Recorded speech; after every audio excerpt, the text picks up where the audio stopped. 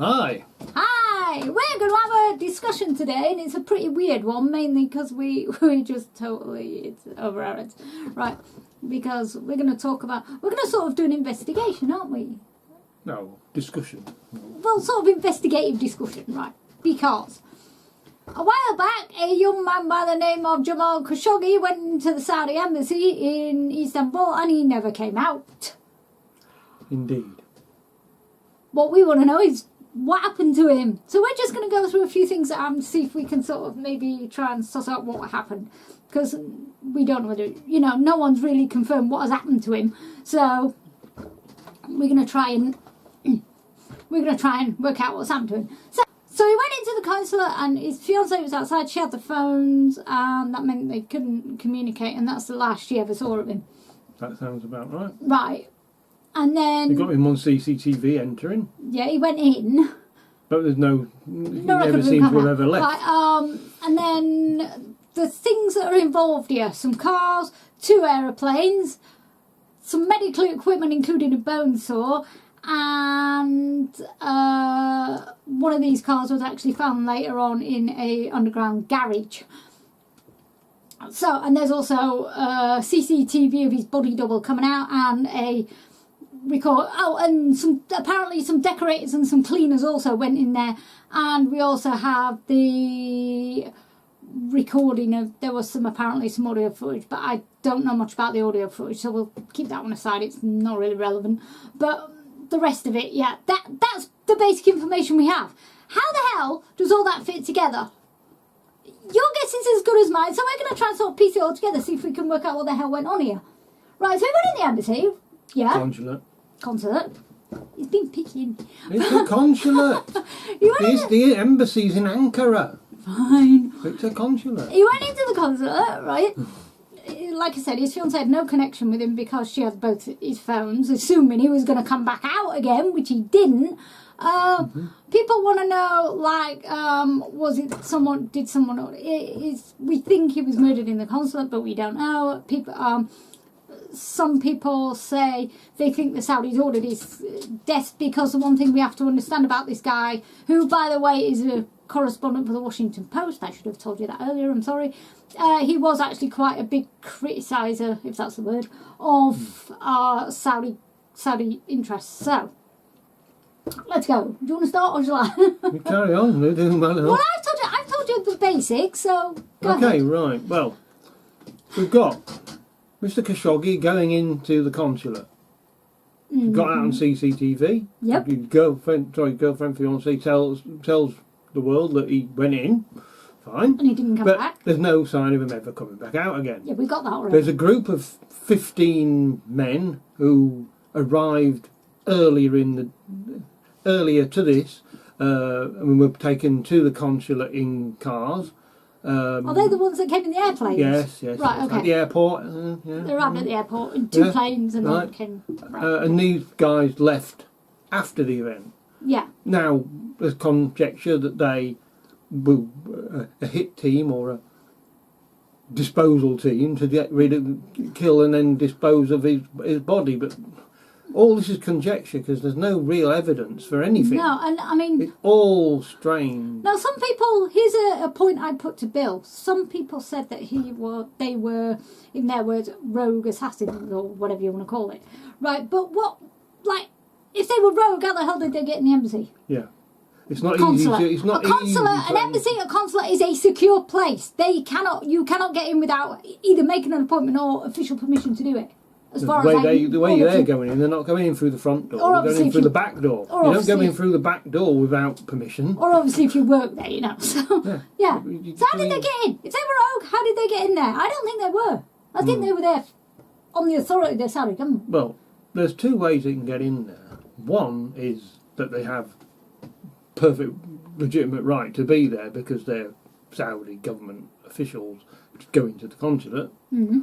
For whatever reason, or someone on the inside is working with them and open the door for them. But we don't know. I'm with you. It's all conjecture. Yeah, it is. Nobody knows anything for definite. Yeah. Okay. So it will take a long time before it all comes out. So what else have we got? We got So he goes into the consulate. Yep. Yeah. Now, apparently, when he went missing, the Turkish police wanted to go in and have a look. They wanted to go and search the consulate. Yep. Right? But they weren't allowed to. Now, in between, eventually they were. But in between that, there's apparently CCTV footage of some cleaners going in there. Yep. What on earth were they cleaning up? Ah, well. And the whole place being, the whole room that they'd had the interview in, or whatever it was, being redecorated. Ah, that's... Now, wait that's a minute. conjecture. Now, wait a Again, minute. They had some rooms redecorated. Which rooms and why? No, we apparently, don't know. Apparently it was that room. We don't know that. Yes, we do. We don't we do. know that. That is something we know. It was that room. So, right. He only went in there, from what I know, to get a marriage license. But some people say there was, like, some interview went on, and the Saudis keep changing their story, you know, they're like... first they said it was an interview gone wrong, then they said it was a fist fight, and then they got way out of hand, basically. Now, first of all, what interview requires a bone saw and medical equipment? Not going to be there for some completely different Oh, reasons. please! Come on! Come on! No, no, no, no. You're trying to play the devil's advocate, great, but come on! Maybe. Why would you need a bone saw at an interview? You wouldn't. There is no reason that stuff needed to be Where's there. the body? That too. Yeah. If they got into a fist fight, If it was an accidental death, where's the body? where's the body? Now, here's the thing. Now, did he get dismembered? Yeah. And even if he did, the question remains, where's the body? It doesn't matter whether it's the body or bits of the body. There still should be a body of some description.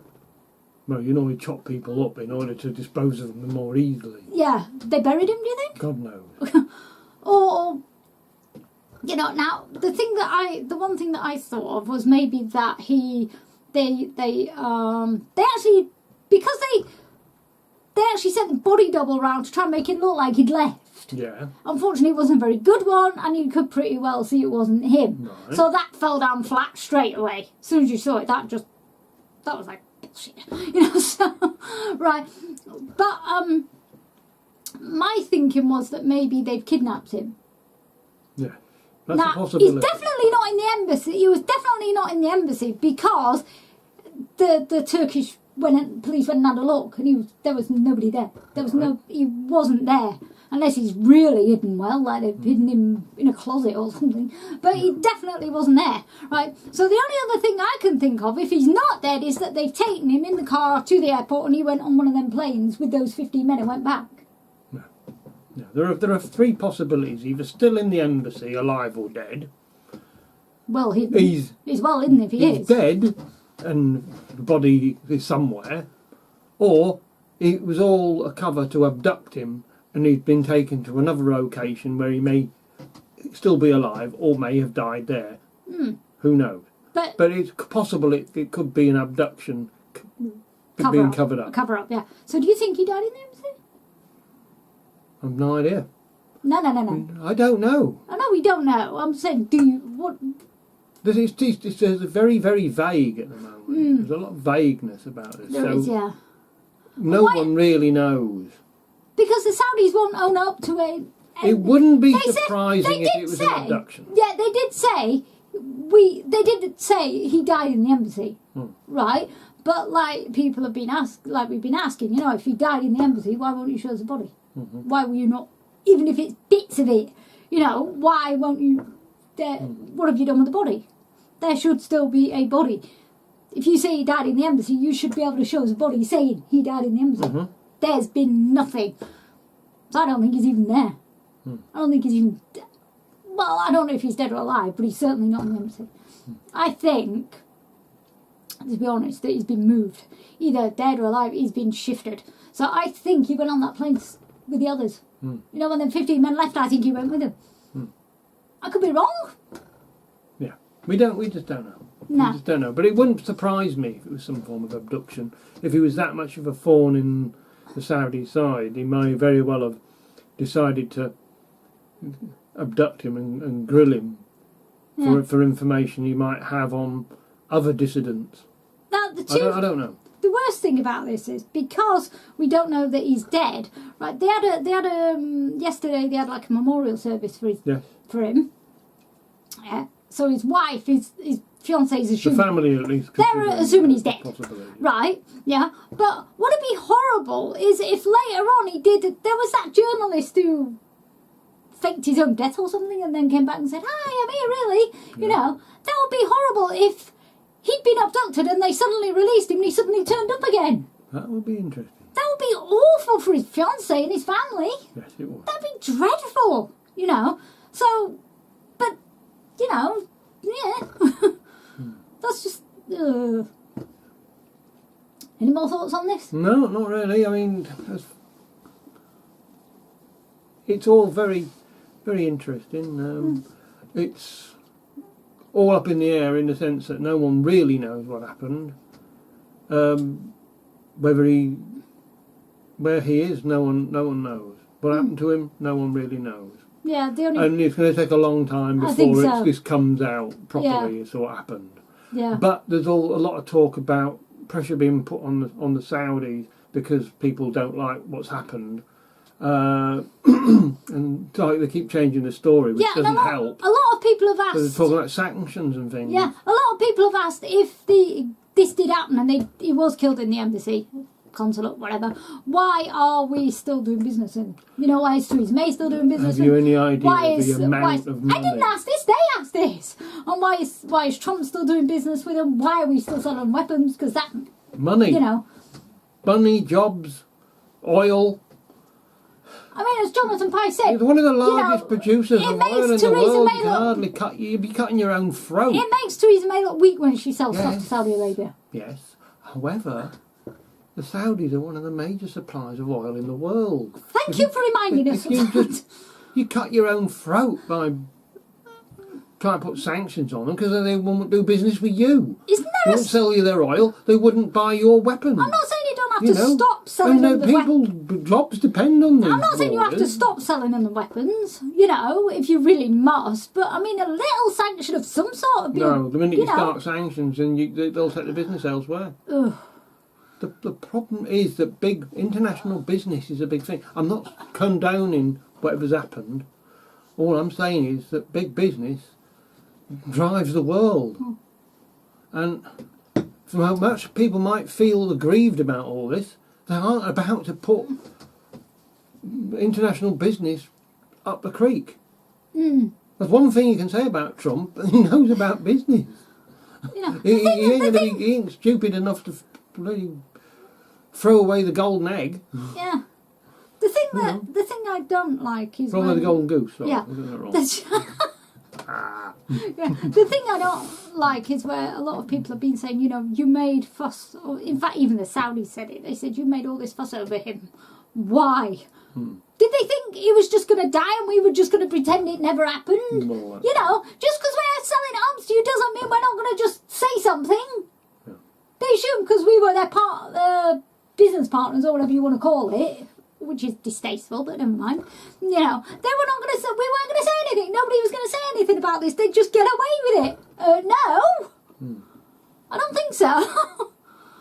And the thing I really hate is all these people who are saying, you made all this fuss over Khashoggi, why don't you make any other fuss over any other journalists who get killed, jailed, or whatever?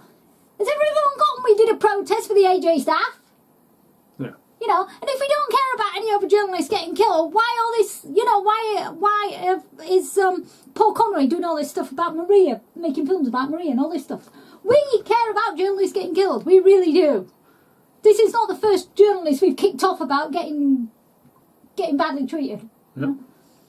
I mean, I myself, we actually stood down at the Egypt embassy, didn't we, screaming free the staff of Al Jazeera. So we do care. We really do. We don't just care about one journalist, we care about all of them. That's our job, you know. Anything else? No, I'm done. No, right. So, question is, what did happen to Khashoggi? What's your theory about what's happened to Khashoggi? Is he alive? Is he dead? Where is he? You know, where do the Saudis, you know, where do you stand with the Saudis' ideas on this? And, you know, tell us what you think, because I don't think this is going to go away anytime soon, do you? No, it's not, no. Okay, well, So, there you go. That's our discussion on it. What do you think? Well, we'll wait and see Yeah, what you put in the comments. indeed. Will be interesting to see what you put. Wouldn't it just? Yeah. Bye-bye. Bye.